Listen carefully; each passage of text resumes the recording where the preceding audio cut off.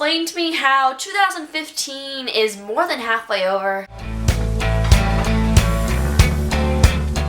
Salutations! Welcome to Loving the Language of Literacy. My name is Sophia Lee, and today I'm doing the mid-year book Freakout tag. This tag was created by A Book So Fathomless and Read Like Wildfire. It is an amazing tag, mostly because it covers a lot of different areas of what you've read this year, and I'm really excited to tell you my answers. And I wasn't tagged for this, but you know, that never stops me ever. Question number 1. What is the best book you've read so far in 2015? You probably can't guess what this book is unless I've already uploaded my July wrap-up, but in case that I didn't, it is the #1 book that I've read this year, and probably in the top 5 or at least 10 that I've read in my entire life. It is absolutely astounding. I have a whole book talk. The writing style is amazing. The characters are so relatable. The plot is so diverse, and I just cannot say enough good things about it. And that is Aristotle and Dante Discover the Secrets of the Universe by Benjamin Alire's Sons. This book is just perfection. Question number 2. What is the best sequel you've read so far in 2015? To be honest, this is one of the only sequels I've read this year, so I had to pick it, but it was an awesome book nonetheless, 4 to 5 stars, and that is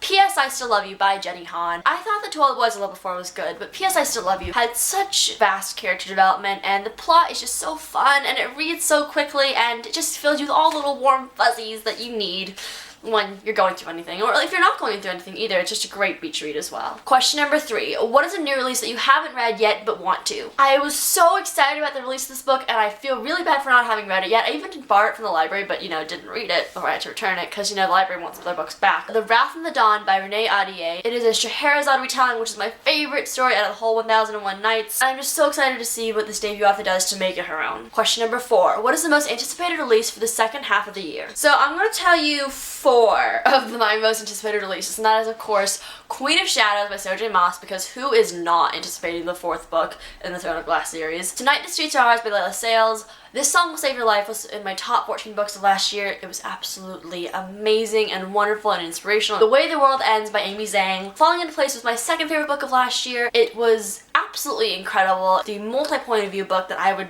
yearn and long to have written myself, and it's amazing that she did this while in high school.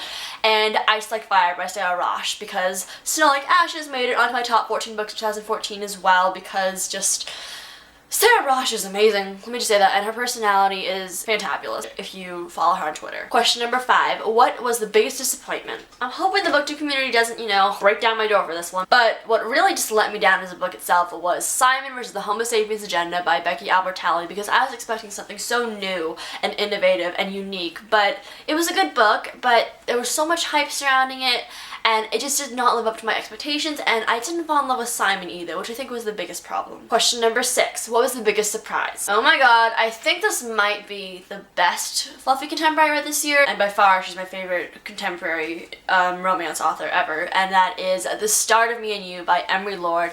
I read this as an ARC back in, I think, February or something like that, and it was such a wild ride, because it wasn't just a fluffy contemporary. It was thought-provoking, it dealt with grief, it dealt with just pulling yourself back together, it had strong friendships and family relationships, and it was just such a good book, and the romance was just so adorable. Question number 7. Who is a new favorite author? I have a book talk for this as well. Everyone was raving about it back in June when it was published, and there's definitely a reason for that, and that is Every Last Word by Tamara Ireland Stone. 5 out of 5 stars, incredible. The main character is just so relatable, and you find something of yourself in her, and her OCD is just brought to life in a way that you wouldn't have thought of before, but it's just amazing the way the author did it nonetheless, and just read it, read it, read it. Question number 8. Who is your newest fictional crush? So I know I'm the last one ever on the block to read this, but you know, it's gotta be Park from Eleanor and Park, because who couldn't fall in love with this guy?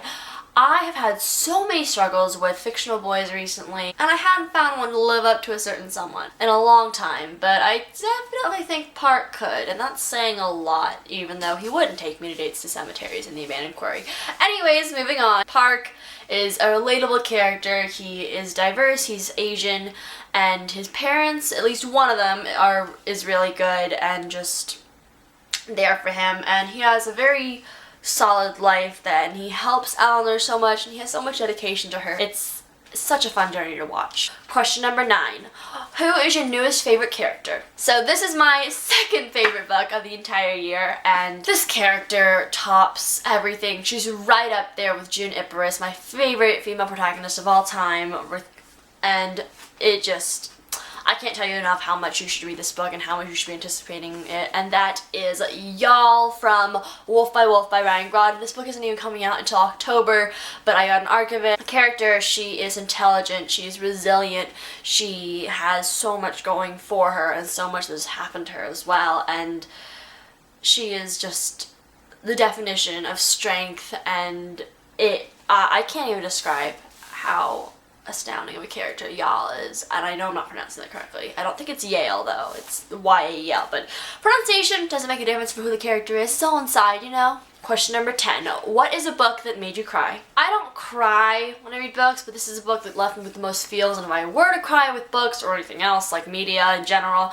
it would be this one, and that is Codename Verity by Elizabeth Wayne. Oh my god, I've talked about this in multiple videos. I did 25 pages worth of screenplay for this book. It is a masterpiece of historical fiction, I gotta tell you. Quite slow-paced, but the development of everything definitely pays off. It is just... I'm not talking in complete sentences now, but Codename Verity will fill you with so many feels because the ending, you don't see it coming and you don't know what to do when it happens. Question number 11. What is a book that made you happy? Of course I'm going to mention this one because the movie just came out, and who wouldn't be happy when seeing the movie or reading the book? And that is Paper Towns by John Green. This book has so many great memories attached to it with the people I made read it and how I could discuss it with them. It just filled me with so much joy and happiness, and it still is obviously, and I haven't seen the movie yet as of the day I'm filming this, but I hopefully will, like next weekend or the weekend after. I wasn't in love with The Fault in Our Stars, but this one, Paper Towns, definitely changed my mind and blew me completely away. Question number 12. What is your favorite book to film adaptation that you saw this year? To be honest, I don't watch many movies in general, let alone book to movie adaptations, so I don't actually have an answer for this one. I'm doing such a great job at booktubing, you know. Question number 13. What is the favorite review that you've written or book talk you've uploaded? Okay, so we all know that there's that little 18-minute book talk I have on my channel, probably the longest video I've ever posted. I don't know what got in my head that I should post that video either, but I am very proud of it nonetheless, and that is For All the Bright Places by Jennifer Niven. This book is on a class of its own, a contemporary novel. It's dual point of view, you know, my fave. And the story it paints, the situation, the reality of mental illness that it has is just breathtaking. And there are so many different plot points I want to discover. It's the book that inspired me to wander and get lost and to discover what everything is in this world. And I truly think this is one of the books I'll remember when I'm just, you know, old and gray and can't read anymore because my eyesight's gone, although my eyesight is already terrible. Question number 14. What is the most beautiful book that you've bought so far this year or received? I got a Barnes & Noble discount on it, but I still paid a lot of money for it and I don't regret it whatsoever, and I loved reading it as well. And the cover just, it has the greatest texture ever, and I love the raised print, and it's just so beautiful. And I should probably just show it to you instead of keep talking about it, and that is All the Light We Cannot See by Anthony Doerr. This was raved about by everyone last year, 2014. It's one of the 10 best books in the New York Times Book Review, a National Book Award finalist. I actually have a note on my iPhone that I found the other day where I just wrote down all these different descriptions, the way the author presented things that we think of as everyday life, but he just encapsulated them so well, and I just admire and respect and want to write like him one day, so definitely this book. And just, it's so gorgeous. I just want to touch. Question number 15. What books do you need to read by the end of the year? The books I need to read by the end of the year are actually just the ones on my TBR shelf. There are a lot that I need to get through, and just to point some out really quickly, there is Miss Peregrine's Home for Peculiar Children. It is my goal to read this Halloween because it's creepy, it's spooky, it's been on the New York Times bestsellers list for like 100 weeks or more, and the trilogy's coming to an end soon, so I don't want to be the only one who did not jump on the bandwagon. Everyone raves about this as such a great high fantasy. I actually started it before and didn't finish it because there were other books in the way, but I definitely give it a go. My best friend actually picked this one up, and she actually really liked it. It took her a while to read, but still, it's about a bomb threat to the school and the threatening character himself, and I think it's a really interesting perspective to take on the story. This seems exactly like my type. I don't know why I didn't finish reading it, but I will pick it up again. And of course, gotta throw in a classic because I know I need to read at least one this year because I don't want to be a completely illiterate booktuber.